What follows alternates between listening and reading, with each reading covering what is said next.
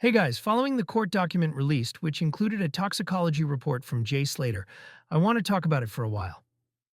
All right, let's break it down. We've got a toxicology report dated July 31st, 2024. It lists a series of substances found in the deceased system. Some names repeat, some are obscure, but together, they paint a pretty serious picture. And in the context of Jay Slater's disappearance and death, this list isn't just clinical, it's chilling. Let's walk through each one, what it is, why it matters, and what this means in the bigger picture. Stimulants, MDMA, aka ecstasy. A popular party drug known for its euphoric effects, raises body temperature, heart rate, and serotonin levels. MDA, a close relative to MDMA, often longer lasting and more hallucinogenic. Sometimes a breakdown product of MDMA, sometimes ingested separately. Cocaine, powerful stimulant that increases heart rate and alertness. Often used recreationally but can be deadly in high doses or when mixed. Benzoylecgonine and ethylbenzoylecgonine. These are metabolites of cocaine. Their presence confirms that the cocaine was ingested and processed by the body. Ethylbenzoylecgonine specifically points to cocaine used in combination with alcohol. What this means: this combination of stimulants ramps up the cardiovascular system. When mixed, they can overload the heart, spike blood pressure, and lead to arrhythmias, seizures, or sudden cardiac arrest. In Jay Slater's case, these substances could have heightened anxiety, confusion, and impulsive behavior, especially if taken in an unfamiliar environment like the rural mountains of Tenerife. Dissociatives. Ketamine. Originally used as an anesthetic, it's now a well-known recreational drug. Causes detachment from reality, hallucinations, and motor impairment. Norketamine, a metabolite of ketamine, indicating it was processed by the body. What this means: when combined with stimulants, ketamine can confuse the body's responses, slowing things down while the heart races. It increases the risk of disorientation, poor decision-making, and physical danger. If Jay was under the influence of both ketamine and stimulants, his final hours may have involved a dangerous mix of paranoia, hallucination, and physical vulnerability, a state that could have easily led him off course or into danger. Red flag: levamisole. Levamisole, not a recreational drug. This is a veterinary anti-worming agent commonly used to cut street cocaine. It's toxic and can damage the immune system and blood vessels. What this means: the presence of levamisole tells us the cocaine was illicit and impure. It adds a dangerous, unpredictable variable into an already deadly mix. For Jay Slater, this signals something even more worrying: that the substances he may have taken were low-grade and street-sourced, potentially from someone he didn't know well or trust. Repetition in the report. Substances like ketamine, norketamine, benzoylecgonine, and ethylbenzoylecgonine appear twice. This might be due to the way labs structure reports, or it could indicate high levels or multiple detection methods confirming their presence. What this might imply in Jay's case: elevated levels or repeated detection of these compounds could suggest recent and significant ingestion, not trace use. It may also imply the drugs were consumed within hours of his disappearance. Timing the ingestion: when were the drugs taken? One of the key questions the toxicology report can't fully answer, but can help guide, is when these substances were ingested. Were they taken on the night Jay Slater went missing, or could some of them trace back to earlier usage in the days leading up to his death? Here's what we know. Some substances, like cocaine and MDMA, can remain detectable in the body for up to 2 to 3 days, depending on the dose, metabolism, and method of testing. Metabolites like benzoylecgonine can linger in the system longer than the parent drug, making it tricky to distinguish between recent use and prior use. However, the presence of both parent drugs and metabolites, in significant and repeated amounts, suggests the likelihood of recent active ingestion, possibly within 24 hours of Jay's disappearance.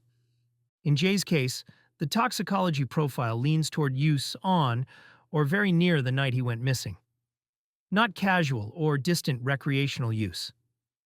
This aligns with the idea of a binge scenario, a party environment, or even a pressured or coerced situation shortly before he vanished. But without precise toxicokinetic data or a clearer timeline of his last movements and interactions, some uncertainty remains. Still, the volume, variety, and combination of substances point strongly to the fact that this wasn't a slow buildup. It was recent, it was dangerous, and it was very likely tied directly to the final hours of his life. Accidental overdose. Could this have been the cause of death? Could that be what happened to Jay? Could this mix have been lethal, right there and then? And now, based on documents, we know Lucy was with him. But could the others have been too? Could Jay have overdosed, panicked, or collapsed in that moment? And instead of helping, did people around him try to cover it up? There are so many questions. Did anyone witness it? Did fear of consequences stop someone from calling for help? Are the inconsistencies in stories and timelines just coincidence, or are they attempts to mask what really happened? Let's be clear. The combination of stimulants, like cocaine and MDMA, with dissociatives, like ketamine, plus alcohol and adulterants, like levamisole, creates a volatile, unpredictable cocktail. Each of these substances has individual risks, but together they multiply those dangers exponentially. Signs pointing toward possible accidental overdose include high levels of multiple drugs and their metabolites, overlap of substances that counteract or exaggerate one another's effects, making self-monitoring difficult or impossible. Environmental stress.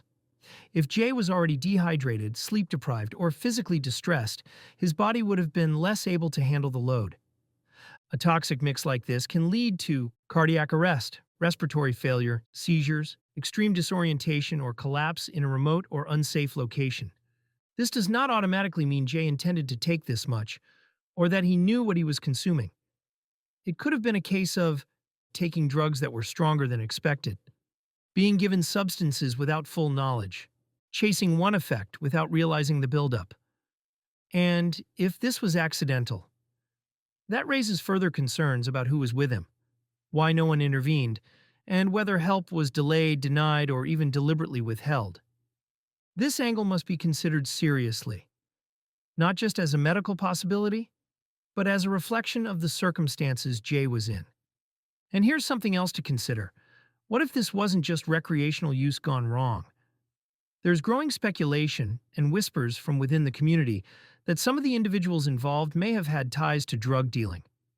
Could the Airbnb in Masca, the now infamous remote location, have actually been a stash house, a drop spot, a temporary safe space for movement of illicit substances? If he overdosed in the middle of a setup involving more than just partying, would that explain the sudden silence, the lack of urgency from key witnesses, the bizarre gaps in timelines? Could the inconsistencies we've seen, from phone data to shifting witness accounts, be part of a wider effort to hide the true purpose of that location? And why Jay really ended up there? Final breakdown. The bigger picture. This wasn't one or two substances. This was a cocktail, a deadly one.